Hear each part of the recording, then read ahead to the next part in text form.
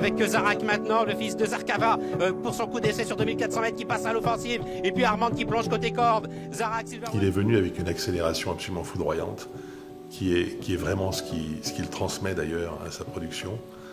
Alors évidemment, on l'a vécu, puisque c'est la question, on l'a vécu avec beaucoup de plaisir.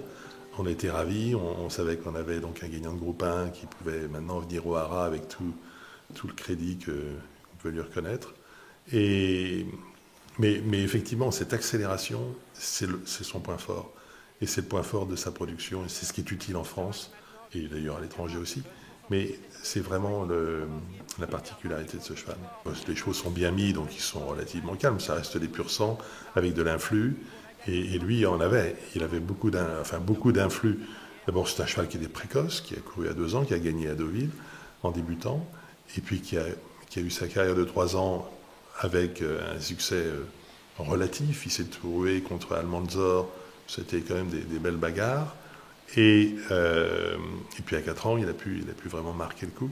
Donc c'est un cheval qui est pétri de qualité, vraiment, qui a beaucoup de classe. Bon, vous le voyez à l'image, et qui a de la taille, qui est quelque chose qui est quand même désirable avec les fils de Dubaoui, et puis qui a un pédigré complètement hors norme. Et on voit que sa production est fantastique. Là, on a plus de 45% de gagnants par partant, aujourd'hui ou la semaine dernière.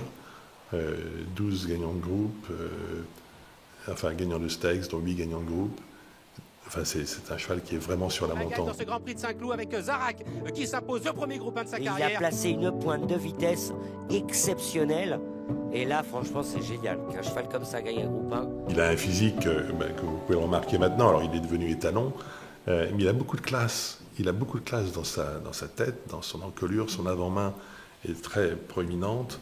Et donc, avec un balancier extraordinaire quand il court.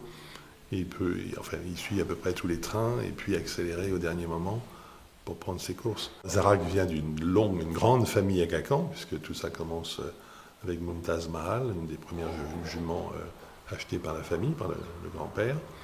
Et puis Zarkava gagne l'Arc de Triomphe, ça c'est l'apogée. Elle produit Zarak, qui devient un étalon de grande qualité en Europe. Et ça c'est vraiment, c'est ce que l'élevage demande, et c'est ce que l'on arrive à faire. Donc Son Altesse a réussi avec les croisements à amener cette famille là où il l'a amené, et on continue là à essayer de développer ça dans la production de chevaux de course.